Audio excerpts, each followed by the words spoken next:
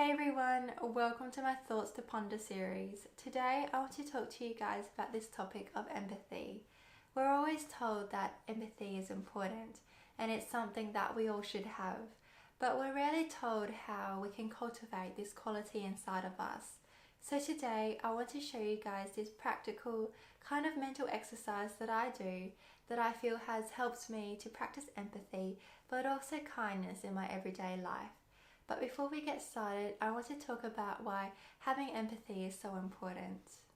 I truly believe that being empathetic allows us to be better and kinder human beings.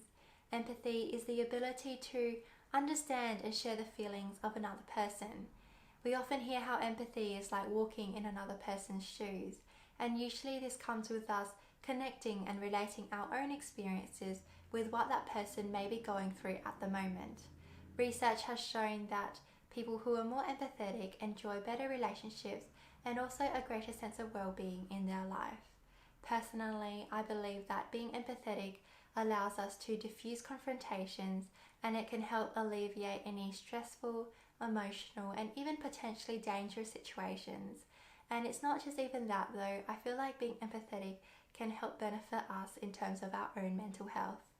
I want to share with you guys an example that I feel explains what I'm trying to say quite well. During my medical placements, I have encountered a lot of angry patients or angry family members of patients. I can tell that they're angry through their body language, their voice is a bit raised, their tone is off, and the conversation is getting a little bit more confrontational. In terms of empathy, if I approach the situation with little to no empathy, even though I am still acting professionally, it can affect my interactions with the patient in a negative manner. So I would be more judgmental in my approach.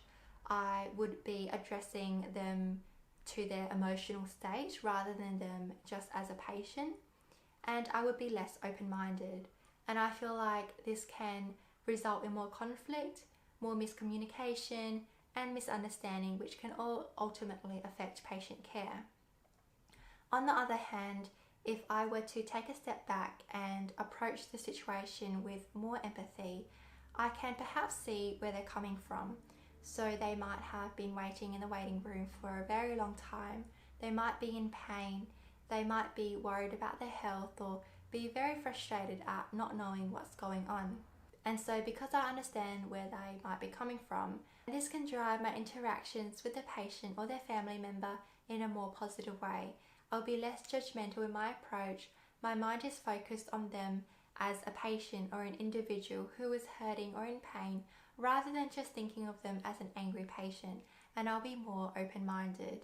Because I'm understanding as well, this can lead to the patient feeling more at ease because they might feel they're more listened to. And it's not just about patient care though, it's also good for my mental health. Because I can see where they're coming from, I am less inclined to feel like it's a personal attack. Even if there are personal insults, I'm less likely to hold on to the emotions and more likely to move on. I have noticed that this doesn't just apply to the healthcare setting. On a day-to-day basis, we often encounter situations where we can react impulsively, and because these are instinctive reactions, we are more likely to react judgmentally and emotionally.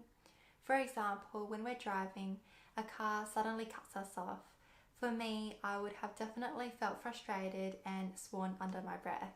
Even though these are perfectly normal reactions to have, I would have held onto these emotions for a long time, and it would have kind of set the mood for the day. I would have arrived at my destination feeling quite upset still. Another example would be receiving poor customer service. I'm smiling because my name is Karen and I'm talking about customer service, but please bear with me. I guess we are all brought up to expect a service standard, and when we don't receive good customer service, we can feel upset or annoyed. I guess even though this is normal to react this way, it can push us to react impulsively, judgmentally, emotionally, and even potentially cause us to do things that we regret later on. I'm sure you guys can think of some things that has happened to you while you're out doing your own thing. It doesn't have to be big, it usually are the small things that can make us feel negative emotions. So at the beginning of last year, what I started to do was this. Every time I encountered a negative situation, and this would involve another person, instead of falling into my reactive emotional state, one that I would poorly judge the person and emotionally judge them with the situation, I would try to take a step back, take a deep breath, and try to understand a little bit more why that situation may have occurred. So this became a mental exercise of trying to come up with a reason or a few reasons why that person may have said that, done that, or how that situation came about. For example, the poor customer service, that person may have been having a bad day, something was on their mind, or it might have been on us in that we were having too high expectations that was not normal for the store or the person to have. Obviously, I try to come up with more rational and logical reasons why, but I also try to find one reason that I really connect and empathize with. So for example, I used to have a part-time job, and there were those bad days where something else was on my mind, and that would have shown through my interactions with my customers. And I'm sure many of you would understand the feeling of not wanting to go to work. Through this understanding, I feel like I can understand the situation and the person a little bit better. And as a result, I'm more in control of my emotions and of the situation at hand. There's this liberation of not falling into that reactive emotional state where I start to emotionally and judgmentally judge the person and the situation. And so, because my mind understands why that situation may have occurred and I can empathize with it, I start to feel less angry, less upset, less frustrated or annoyed, and I just move on from the situation, and it doesn't really bother me anymore, which I find is really good for my mental health and obviously the situation. And of course, the benefit of the doubt or the excuse that we're giving the person or the situation may be not true at all. The store could have exceptionally poor customer service that everyone on Google has been reviewing about. But to me, that's okay because my mind is in a much better place.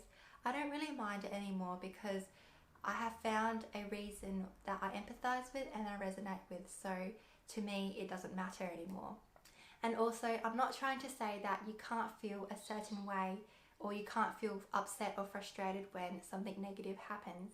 It's totally fine, very normal, and we should react a certain way.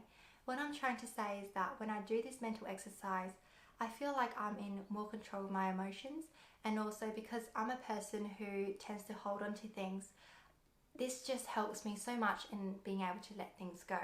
Basically, this is what I try to do to be more empathetic and understanding in my everyday life.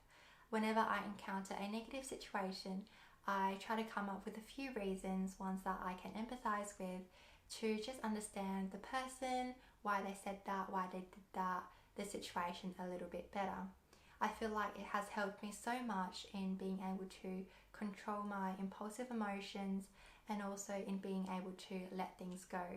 Obviously, as I said, it has helped me to diffuse confrontations and situations where it could have gotten worse as well. So I implore you guys to try this mental exercise. Of course, I'm not saying that this is all there is to empathy. Empathy is a very big subject in terms of psychology, and this is a very small subset of it. And this is also just my personal experience in being able to cultivate this quality inside of me a little bit more, and I have found that it has benefited my life a lot. I will let you guys go now, but before that, I want to read you guys a quote that I think is very, very relatable to this. When you plant lettuce, if it does not grow well, you don't blame the lettuce. You look for reasons it is not doing well. It may need fertilizer or more water or less sun. You never blame the lettuce.